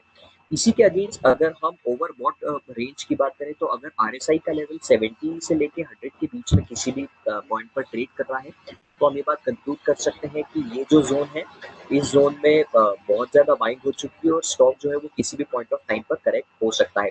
तो मेरे हिसाब से ये जो दो कंसीडरेशन है, इन दो कंसीडरेशन के बेसिस पर हम इसी को फर्दर फॉरवर्ड लेकर जाते हैं कि अगर आपको किसी भी स्टॉक में अगर बाइंग करनी है तो मेरे हिसाब से आप इस बात का इंतज़ार करें कि जब कभी भी कोई भी स्टॉक ओवरसोल्ड ज़ोन में आ रहा है और ओवरसोल्ड ज़ोन से अप ट्रेंड करके जब भी वो आरएसआई के 30 लेवल्स को क्रॉस करके अगर सस्टेन करता है, तो मेरे हिसाब से उस पॉइंट ऑफ टाइम पर आपको अपनी कंपनीज़ जिन कंपनीज़ में आप पैसा लगाने की सोच रहे हो, उन कंपनीज़ में पैसा लगाना चाहिए। इसी के अगेंस्ट अगर हम बात करें कि आपको प्रॉफिट कब बुक करना है, तो मेरे हिसाब से उस पॉइंट ऑफ टाइम पर आपको प्रॉफिट बुक करने की कोशिश करना चाहिए जिस पॉइंट ऑफ टाइम पर आपका जो आरएसआई लेवल है, मतलब रिलेटिव स्ट्रेंथ इंडेक्स जो है, वो आपका ओवरबॉट जोन से डिक्लाइन होकर 70 को क्रॉस करता है। उस पॉइंट ऑफ टाइम पर आप अपने स्टॉक में आप प्रॉफिट बुकिंग कर सकते हैं।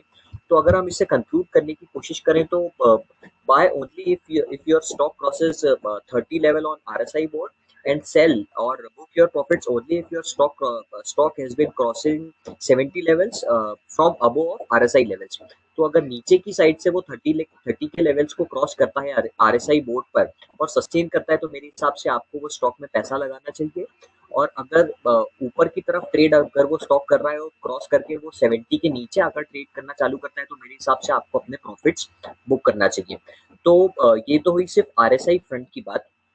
पर अगर हम बात करें RSI along with moving averages और एमएसीडी डाइवर्जेंस, तो अगर हम इन तीनों को क्लब करने की कोशिश करें तो एक ऐसा स्टॉक जो कि अपने 50 डेज मूविंग एवरेज के ऊपर ट्रेड कर रहा है या 200 डेज मूविंग एवरेज के ऊपर ट्रेड कर रहा है, जिसका एमएसीडी डाइवर्जेंस भी पॉजिटिव अभी अभी टर्न हुआ है और उसका आरएसआई भी जो है वो it has just started trading in range of 30-35 और 35-40, तो मेरे हिसाब से उस स्टॉक में आपको एक लॉन्ग पोजीशन बनानी चाहिए। इसी के अगेंस्ट अगर कोई ऐसा स्टॉक है जो कि 50 डेज मूविंग एवरेज के बिलो ट्रेड कर रहा है या 200 डेज एवरेज के बिलो ट्रेड कर रहा है, जिसका एमएसडी डाइवर्जेंस जो है वो नेगेटिव टर्न हुआ है और जो आरएसआई में अभी तक 70 के ऊपर ट्रेड कर रहा था पर सडनली करेक्ट होकर थोड़ा सा 70 के आसपास आया है या 65 टू 70 के आसपास ट्रेड कर रहा है, ऐसे स्टॉक में आपको प्रॉफिट बुक करने की कोशिश करनी चाहिए। तो these are the rules from my side. Third piece जिसकी हम छोटी सी बात करेंगे, अगर हम वैल्यू इन्वेस्टिंग की बात करें तो यहाँ पर कुछ ऐसी कंसीडरेशंस हैं जो हमें हमारे साथ में कैरी करना चाहिए। जिन कंसीडरेशंस के ऊपर हम बात करेंगे कि कैसे हम बिग शॉट मिस करते हैं या फिर कैसे बिग शॉट्स हम एनकैश कर सकते हैं, कैसे हम बड़ी रैली एंजॉय कर सकते हैं। तो उसके लिए हम कंसीडरेशन जो मास्टरपीस में देखेंगे, बिहेवियरल मास्टरपीस में, वो कुछ बहुत ज़्यादा टाइम नहीं लेते हुए कुछ 5 से 7 मिनट में मैं कंक्लूड करने की कोशिश करूँगा। So I am again giving a minute to all of you, you can just read it.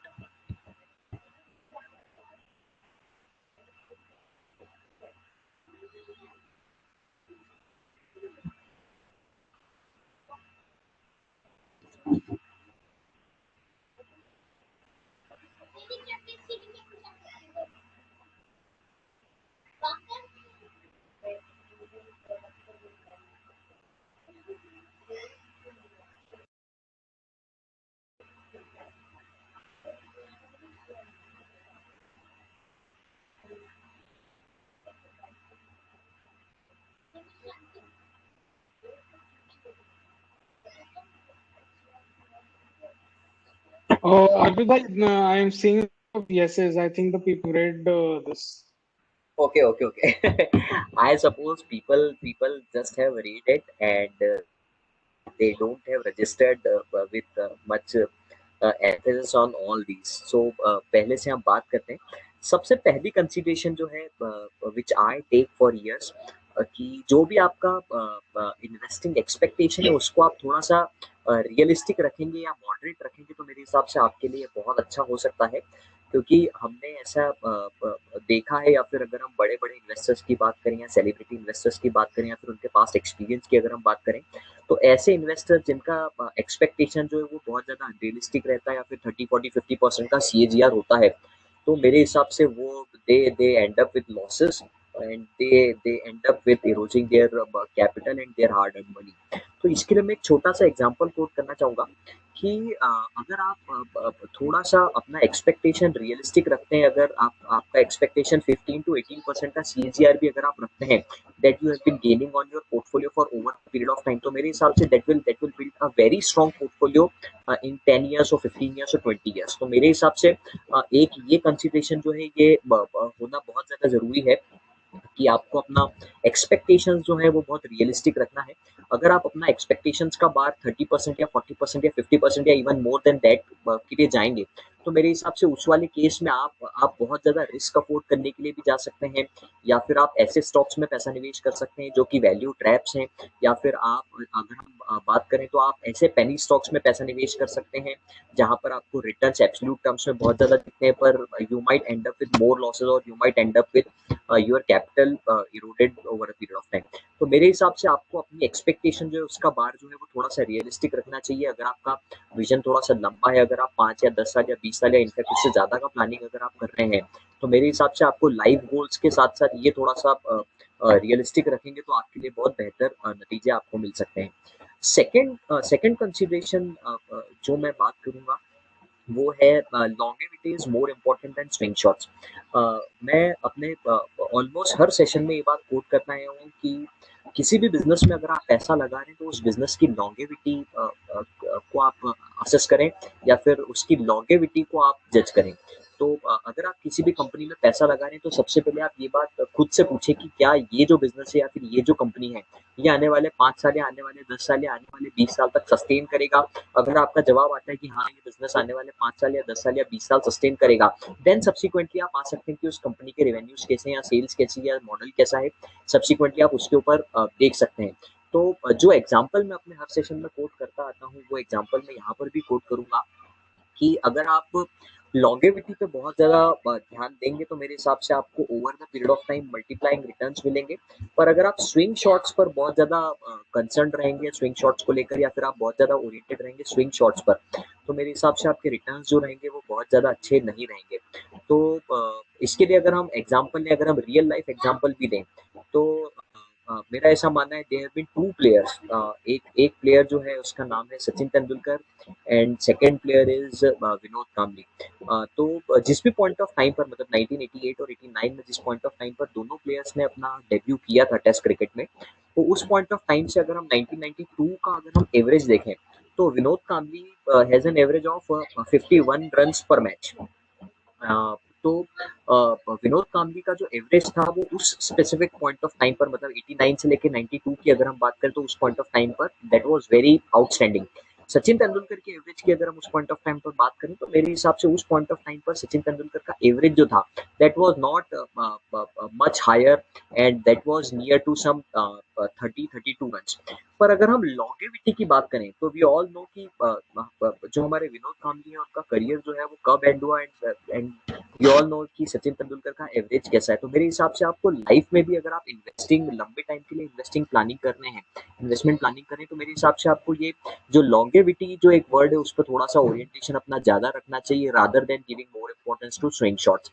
अगर कोई स्टॉक आपको 15 या 18% का सीएजीआर निकाल के दे रहा है over the period of time, तो आप असेस भी नहीं कर सकते कि वो स्टॉक आज जो आपने पैसा लगाया है वो स्टॉक 15 साल में या 20 सालों में, इनफैक्ट 10 सालों में आपके लिए कितना पैसा आपको बनाकर दे सकता है।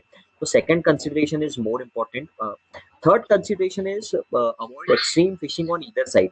अगर आप किसी भी स्टॉक में पैसा लगाना चाहते हैं तो आप बिल्कुल बॉटम टू बॉटम परचेज करने की कोशिश छोड़ दें, या फिर आप टॉप टू टॉप उसे बेचने की कोशिश भी छोड़ दें। इसके लिए हम एक स्ट्रेटेजी ऑलरेडी देख चुके हैं कि आपको कब कोई स्टॉक खरीदना है या कब कोई स्टॉक बेचना है।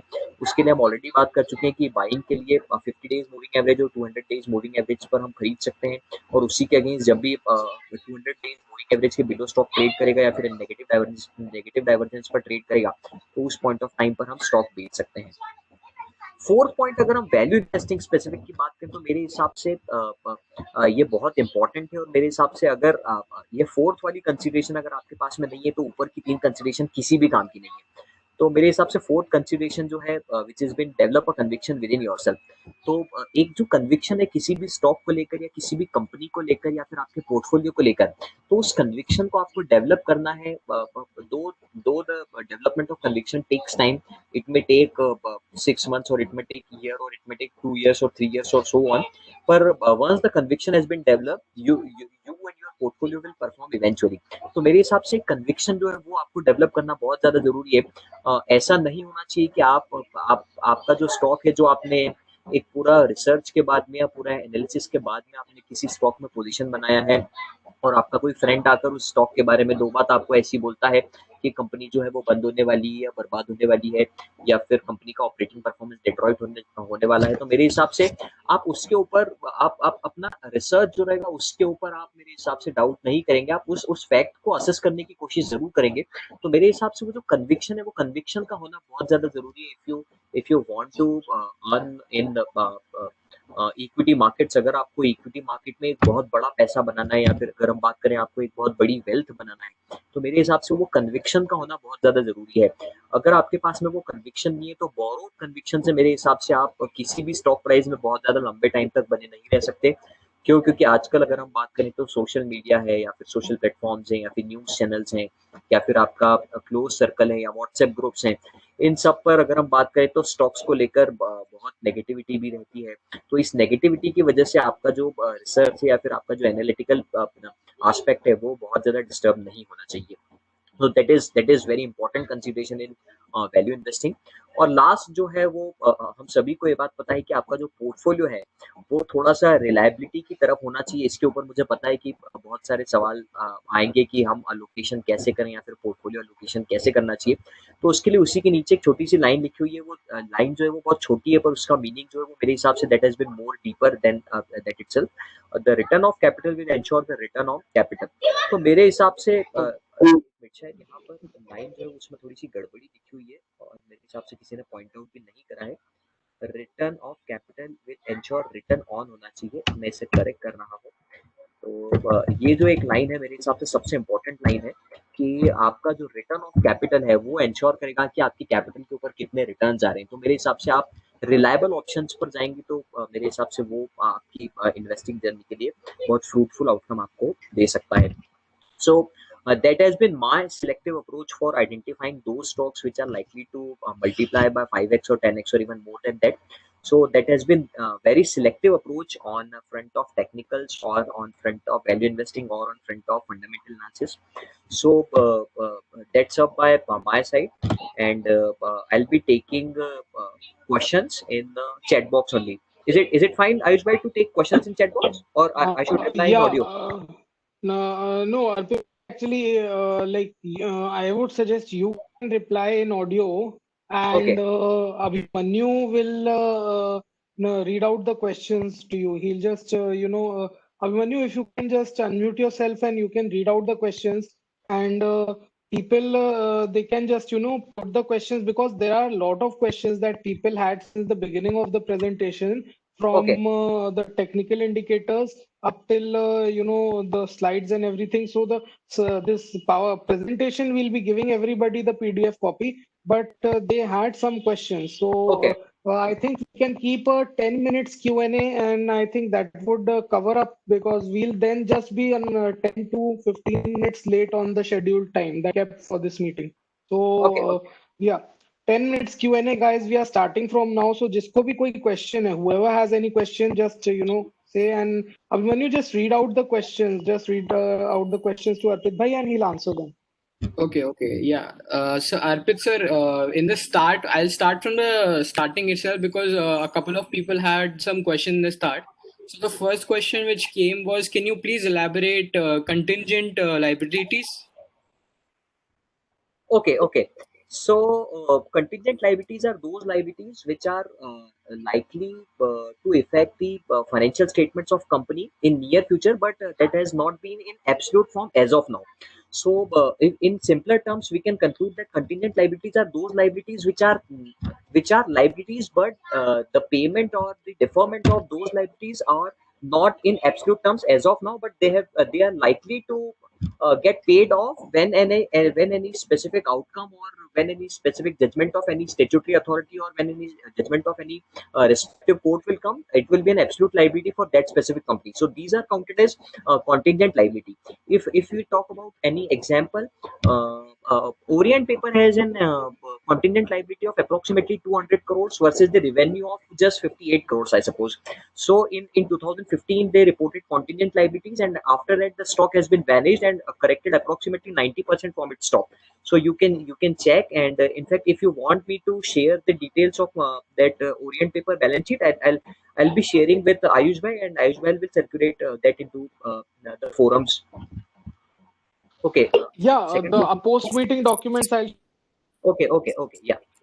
Okay. So the second question which we had was which moving average do we consider in the day moving average? Do we consider the exponential moving average or the simple moving average? Okay, so that is quite trickier question. So if you are having a investing span of longer term, then you can use simpler moving averages. मतलब simple days moving average. You can do your analysis with simple moving averages.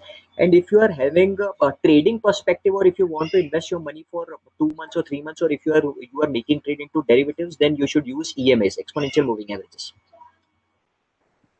Okay. So the third question is, can you please explain the death cross pattern? A lot of people were having trouble understanding the death cross pattern.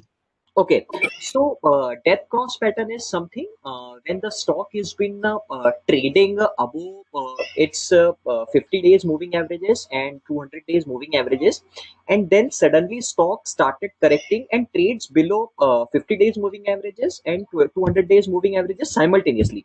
So there should be a point when the stock or the price levels of that stock have been trading below to the 50 days moving averages and 200 days moving averages. So that specific point is termed as death cross, when the stock started falling and the trend starts turning to a bearish trend. So that is specifically termed as death cross, when one should book profits or one should exit their position to escape from value traps or to escape from major losses. Okay. So fourth question is which time frame do you use for indicators such as RSI and moving averages?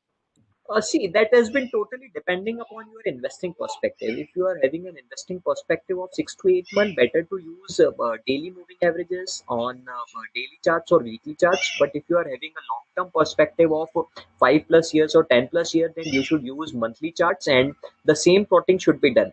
So, if you are a long-term investor, then you should use and you should plot the indicators on monthly chart basis. And if you are a short-term investor, then you should use and plot your analysis on daily chart patterns.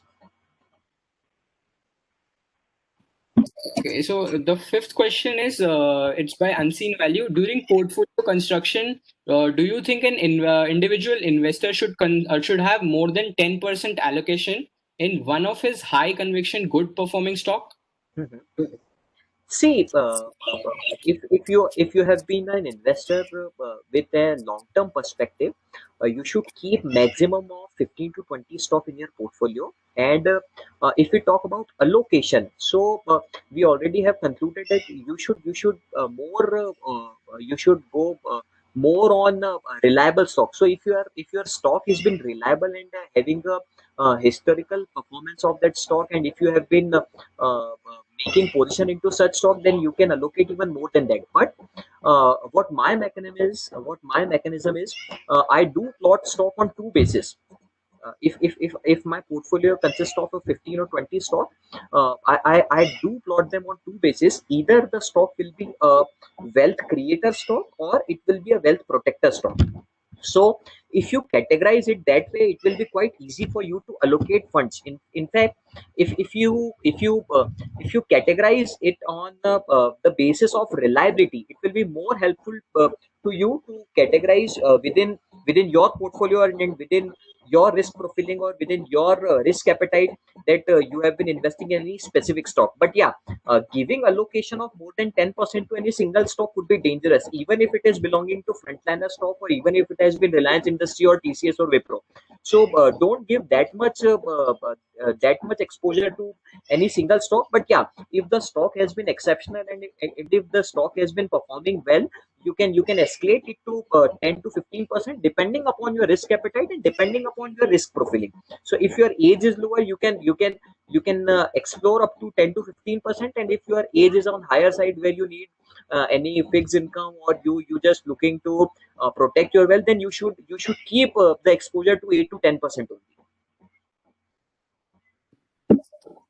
Okay. So there's somebody who's asking about RSI being a bit misleading, and they're talking about certain stocks which they have mentioned as examples, such as Loris Labs and Dixon. Mhm. So if you want, you can take this question. Sure, sure, sure. You can see this on your screen. Okay. So don't you think RSI is this misleading? Some recent example, Loris Lab, Dixon, Loris on 30 June was at 163, RSI was at 95, but it has more than doubled. Can we miss multi-baggers if we focus on sell above 70 RSI theme? No, no, no, no. That has not been the question. See, if you are looking to sell your existing holding, you just need to consider if the stock has been trading above 70, you just need to hold the stock. But if the stock has been crossing the level of 70 and started trading below 70 RSI, then you should book your profits. So that is basically the main theme. That has not been misleading. You if you need to write the total journey of that stock, you should keep your money, you should keep invested, you should stay invested in the stock even if the stock has been trading over 70 RSI. But you should book your profits even when the RSI you have been considering or the stock action or stock price has been trading below 70 levels on the RSI board. So one simpler rule is, if you want to write the total journey of any stock, then you should stay invested in the stock even if the stock has been trading on to 70 on the RSI board. And if you want to book profits and also you want to write the total journey, so you can keep the stock until the stock crosses the 70 levels and trade started below the 70 levels. So that is basically the concept is. Okay, okay. Somebody was asking about Ichimoku Cloud. So can you explain a bit about Ichimoku Cloud as well? See, Ichimoku Cloud, I suppose, has been quite outdated considering current times, considering current volatility. If you want to analyze on the basis of Ichimoku Cloud isolatedly, you won't be getting any perfect result. You won't be getting that accuracy. So I suppose you to go with Ichimoku Cloud with another indicator. You can take RSI, you can take moving averages, you can even take PSAR, parabolics. You can take, so that will be quite favored to you, and the result will be more finer than using Ichimoku clouds isolated. Okay. So somebody is asking about index management, and they're asking that in the past week, wherein the money with volumes flowed in FNO stocks more than compared to cash equity. Is there any underlying reason for this? See, this happens when there are multiple reasons when this happens in the market. If you consider the events when these type of activities are happening into the market, one of the major reason is if the statutory authority or if the statutory body is likely to change the lot size of many companies, or like lot size of many companies has been revising. That is the one reason where we witness such activities. Another reason is when people and institutional investors are of opposite views, uh, anticipating the market. So I suppose the second one is quite evident as of now. The institutional players have been expecting market to top out somewhere near to 12,600, 12,700, whereas retail investor has been expecting a correction from 11,000. Still we have been trading near to 11,700, 11,800, but still there has been difference of opinion, and that's where such events evident in current situation. Okay, okay. So somebody is asking, how do you track the growth and increase in the market share of a company? Do you read their annual reports, or is there any source where you can find the growth? Yes. See, that has been comprehensive approach to stock selection. If you get any report on any industry, or if you try to catch any report on a specific industry, you will get to know that if any institute or any broking firm has been issuing any report on any specific industry, you just try to read that, and over the period of time you just conclude that any specific company has been growing, and any specific company has been growing exceptionally as compared to market growth. So it is more game of reading more, and it has been more game of taking things that way. So it is not any there is not any shortcut to identify those companies whose market share has been growing over the period of time. You cannot assess that the market share of Bata has been growing day on day, but you can assess it by year on year data. So the total, if you want to conclude over any company, you can conclude it by a simpler manner. Just gather the data, that what size of industry is that, and what is market share of that specific company, and track that data for quarter on quarter or year on year. So in span of 2 to 3 quarters, or in span of 1 to 2 years, you will be concluding that this company has been growing, and the market share of this company has been growing, and the market share of that company has been declining. So that is quite easier way to conclude over that which company has been growing in any specific market or any specific industry.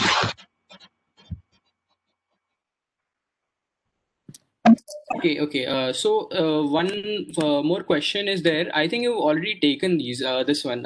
Somebody is asking about the red flags of Orient company. You talked about that. Yes. I think Arpit bhai, I would just like to you here. Actually, I not encourage giving unsolicited advice or buy, sell, hold call. So if you want, you can skip this question, even if it is from unseen value. You can skip this question if you want. No, that won't make any major difference to me. So that was the case when in 2015 the company has reported a contingent liability, and lately from 2016, where the outcome came on that specific contingent liability, that company need to pay that specific amount, the stock has been dying day by day, and the stock has been corrected 80 to 90%. That has been the case where the company lost a major litigation in any specific court.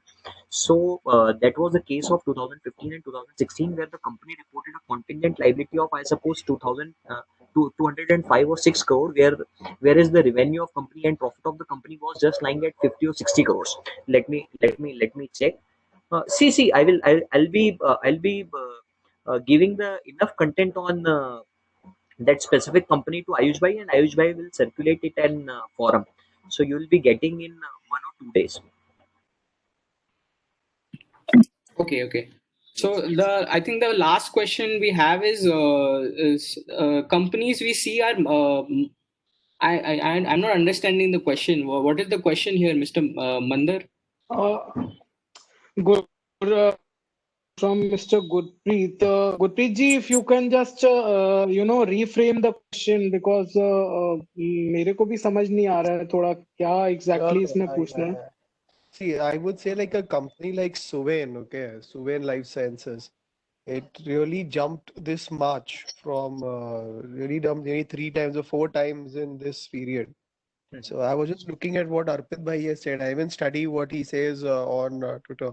So if I'm just looking at this company did not have much sales, but the trigger point was that biosimilars. So when you have such companies which don't follow, which it just exploded. You specifically see this in the pharma market. So I was saying, how do you recognize something like this? See, it would be more of a it would be more of not technical, more of a than a, I would say, understanding and everything.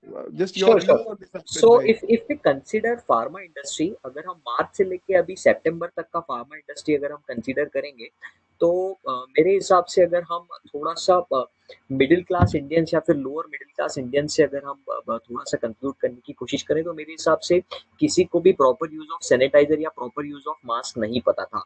And even apart from that, अगर हम बात करें कि कितना percent absolute terms में India का population जो था, जो एक अच्छा हाइजीन फॉलो करता था या फिर अच्छा मेडिकेशन पे रिलाई करता था, मेरे हिसाब से उसका परसेंटेज जो है वो उसमें एक हम बात कर सकते हैं कि उसमें एक शार्प स्पाइक हमें देखने को मिला है.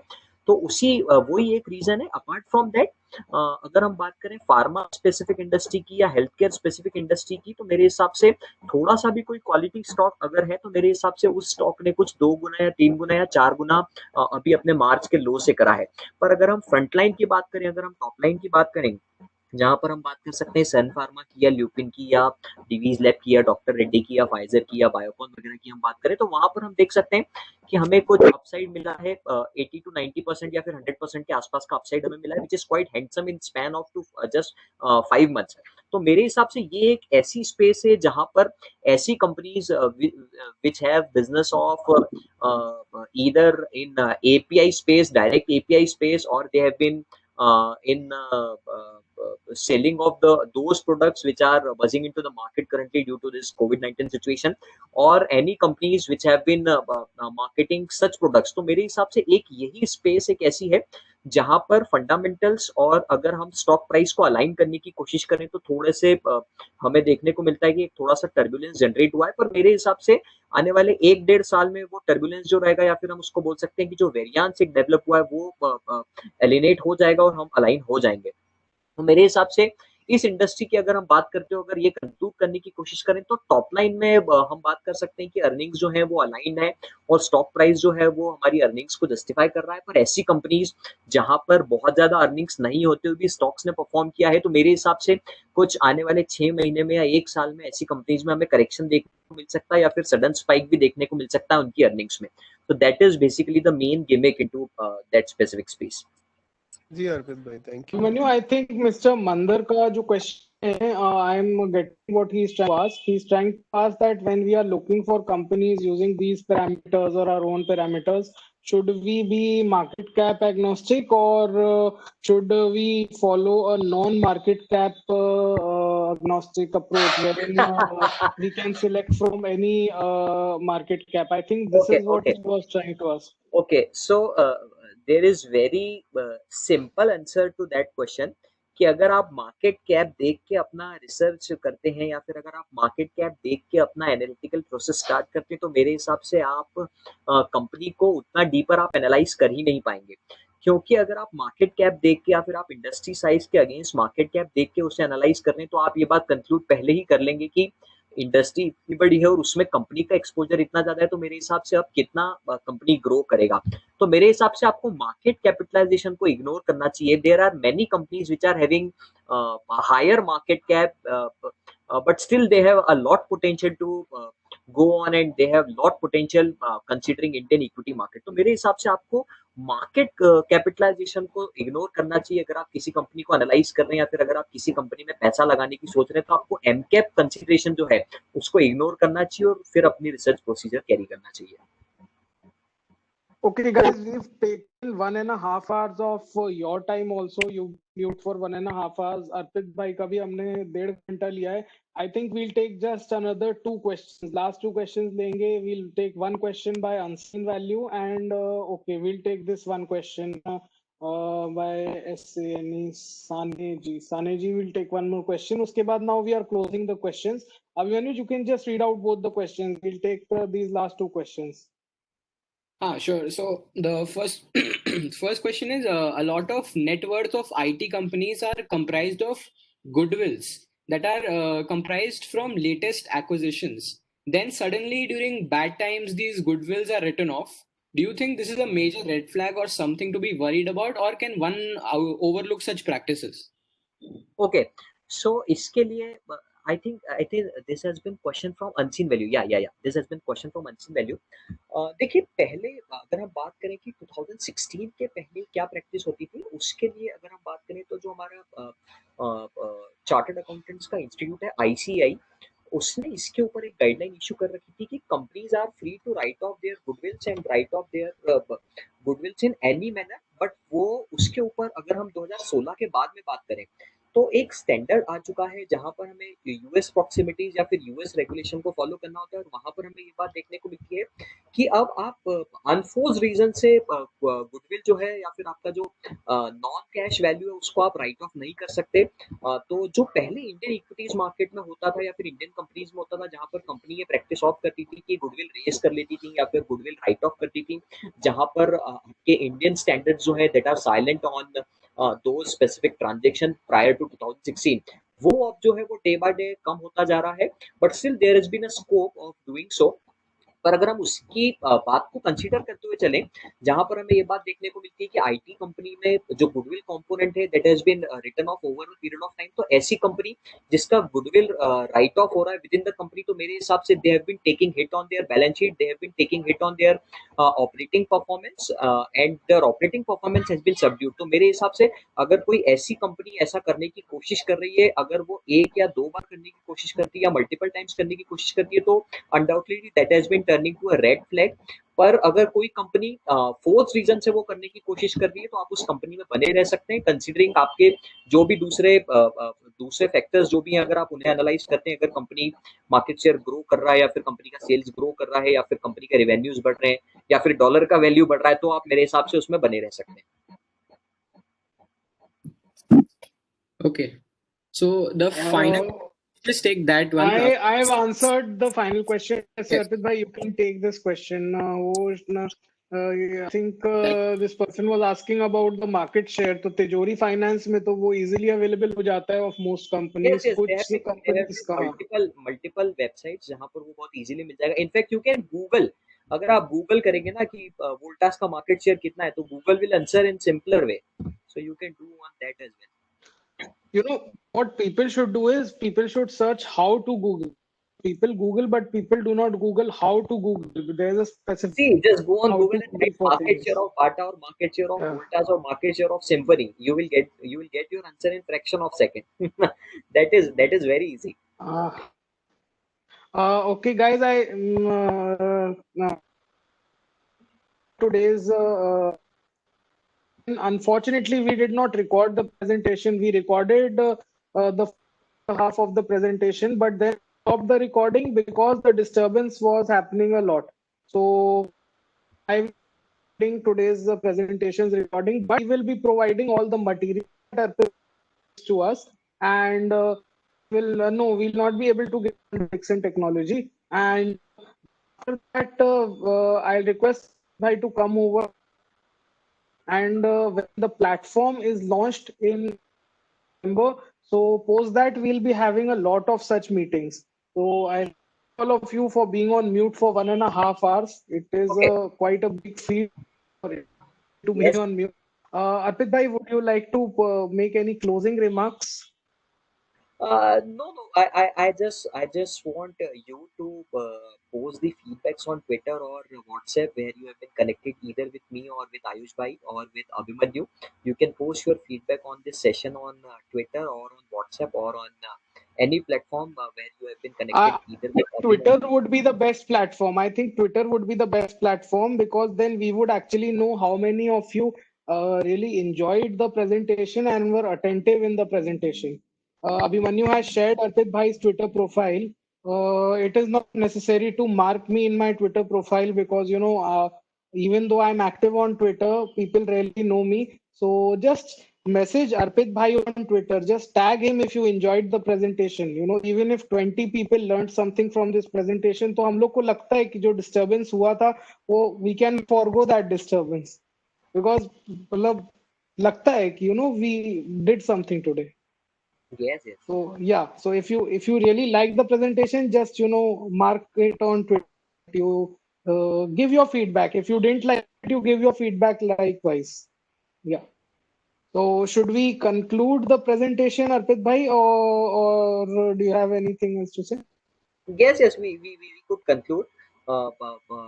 Thanks to all of you for listening me for 1.5 hour, and thank you for such a the nice arrangements made by Ayush Bhai on account of Aya Consultancy and Abhimanyu for managing all this on part of the role of admin. So thanks to all of you. Thank you, sir, for coming and speaking for 1.5 hours. This was a very good session, very informative as well.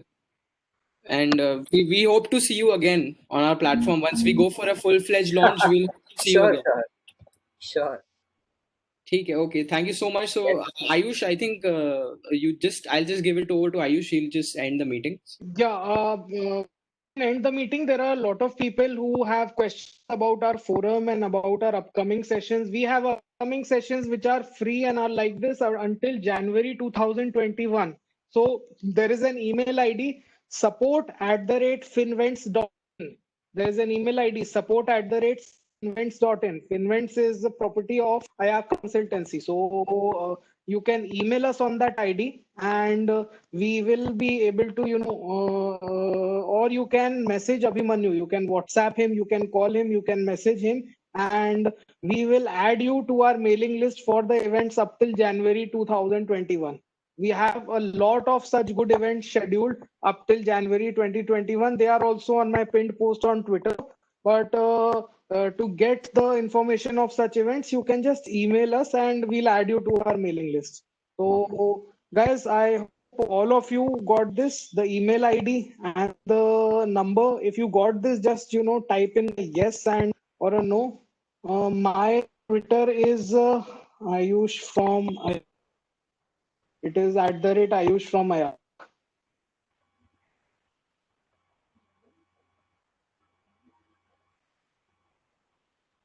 You can search for it.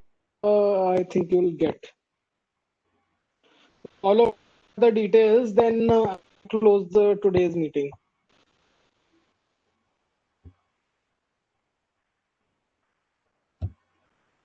Arpit's Twitter, it is posted above. I'll post it again. Wait. I suppose Abhimanyu has already shared the link. Many people can. This is his Twitter. Okay, Abhimanyu has shared the link to my Twitter account also. This is my Twitter account. So we close the meeting now. I think everybody has got the details. Then we will close the meeting. Yeah. Okay. Most of the participants are leaving, so I think they have got the details. So Abhit, it was very nice, giving us 1.5 hours time, especially on a Sunday. नहीं यार Sunday को बहुत हो जाते हैं Sunday को to ask someone for 1.5 hours time and specially to the participants 1.5 घंटे Yes, आप आके सुनो किसी को और किसी स्पीकर को 1.5 घंटे आने को बोलो संडे को तो it is a big feet कोई आके सुन रहा है और कोई आके बोल रहा है तो yes, thank you to the participants and thank you to the speaker again so okay guys I am ending the meeting now and okay good night and have a good week ahead